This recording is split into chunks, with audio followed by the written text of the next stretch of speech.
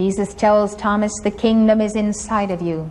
And Jesus told me many years ago, when you see that word kingdom in Scripture, it means consciousness.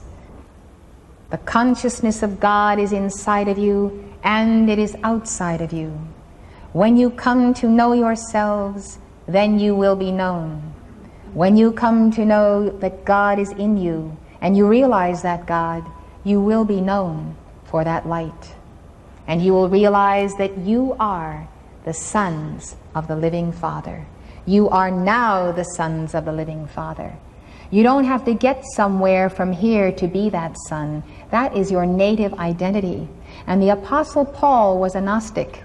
I want you to know that. Gnostic is the Greek word meaning knowledge.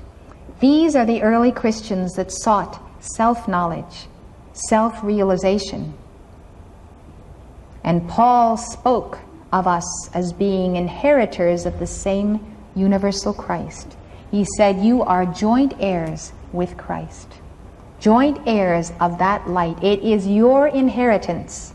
It's been sealed in a foreign bank account with no number, and you could never get at it because they wouldn't give you the number and the formula and the key to that box. And in the new age, the key to that I am presence and Holy Christ self gives you the authority to make an affirmation, to call forth angels, and to direct that light, not just because it's positive thinking, but because God is in you. And with one fell swoop, this revelation wipes away thousands of years of world condemnation heaped upon us, whether by orthodoxy or by fallen angels who have gone to persecute the light bearers in the earth, who have desired to convince us by what? By philosophy, by doctrine, by all manner of cunning logic they have devised for us, that we are miserable sinners and we can never rise to our pure God estate. Another Gnostic text, the Gospel of Philip, describes the follower of Jesus who walks fully in his footsteps and is no longer a Christian, but a Christ.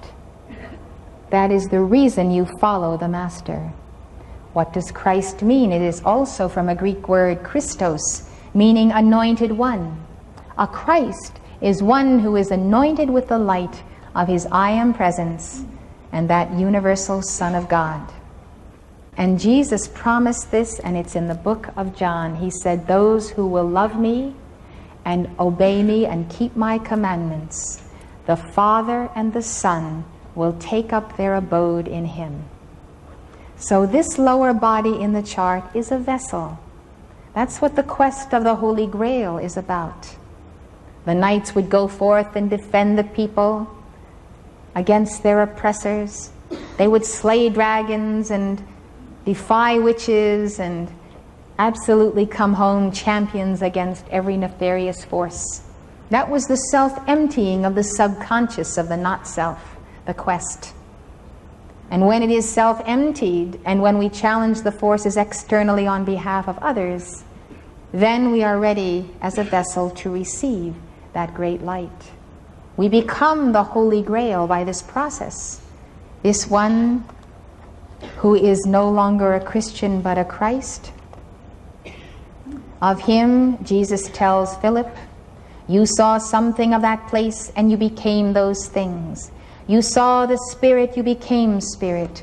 You see the Spirit of the I am that I am above you. You will become that Spirit because your soul is a mirror right here below facing the higher octaves. And what is reflected in that mirror is what you see with your third eye. And when you see God and you know that is a divine reality pulsating in all four dimensions and more, you see, as Jesus says, you saw Christ, you became Christ. You saw the Father, you shall become Father. In this place here, in illusion, you see everything and do not see yourself, he says. You do not see your real self. But when you are in that higher consciousness, in that place, you do see yourself. And what you see, you shall become. Again, as above, so below. I would like to tell you that when I first became aware of our beloved Saint Germain, can see your twin flames and the causal body in this painting, which depicts the reunion in the causal body, which we're going to celebrate in this. Anyway, at the age of 18, I was going off to college, leaving my home in New Jersey. And I prayed a prayer to God and said, if there's anything you've placed in my home of which I've not availed myself, please tell me. I'm leaving now. I'm expressing my gratitude for my parents and everything that has been done for me, but I won't be coming back. I wanted to be sure that I definitely had not missed anything, any clues to my divine plan that I had to know about. And God spoke to me and said to me to take a certain book off the shelf in my mother's library and to read it. And I had seen that book since I was tiny. And the book always had a presence and an aura that frightened me. It seemed that it was so intense that I was afraid to take it off the shelf. And I would walk around it and look at it and then tiptoe away. So this day, I had to be obedient to that because I had made the prayer and God had answered. So I could do nothing else but take the book off the shelf, open it up, and I saw the face of Saint Germain. And that face became alive and quickened by his presence. The spark went through my being. I leapt. I couldn't believe that I had found this master whom I recognized instantly. And I ran to show the picture to my mother and I said, here is Saint Germain. I know him. I've got to find him. I know I have a mission that has to do with him. So she said she knew him, but she didn't tell me about him before because I should find him for myself. Well, I set out to find Saint Germain for myself, and it took me 5 years to find him, even though I would walk and talk with him and Jesus every day. And I thought to myself, there must be really something wrong with you that you are not finding this master. Because I knew when the pupil is ready, the teacher appears. So what could I do to get ready? I would pray. I would do everything I knew how to do. And I realized that the key to meeting the master had to be obedience. So I decided to listen to the voice of God within with all my heart and to respond to that voice and to obey immediately. And I thought as one thing would lead to another, if I would always obey the voice of God, I would get nearer to him and to the master. At this point, I wasn't even aware that there was such a thing as a twin flame. And I had a one-pointed goal in mind, and that was to find the teacher. The teacher who would give to me what I could not receive directly from the octaves of light. I received a lot from Jesus and Saint Germain, but there were things I had to be taught. And our karma gives us a certain spiritual blindness. So we do not see in ourselves what the teacher points out to us needs correcting. So in 1961, by a long circuitous route, I had found students of the Ascended Masters in Boston. They invited me to a meeting and told me that a man by the name of Mark Prophet, who was a messenger for the Great White Brotherhood, was coming to town to give a lecture and a dictation. And I leapt. I was so excited about such an event that I should hear a dictation from the Ascended Masters. And as I entered that room and I sat in my seat that night, and I looked up at him, he was sitting at the altar in meditation. And he opened his eyes and looked at me, and I looked into those eyes, and I found the pair of eyes that I had been seeking my entire life.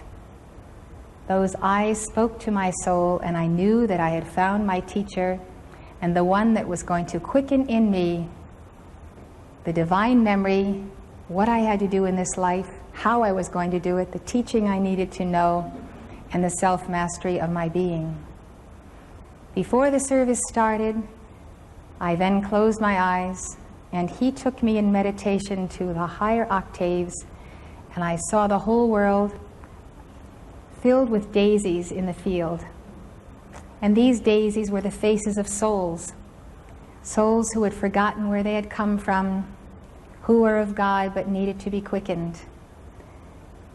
And I knew that I had to go and find every single one of them and give to them the teaching that would remind them of who they were and where they came from.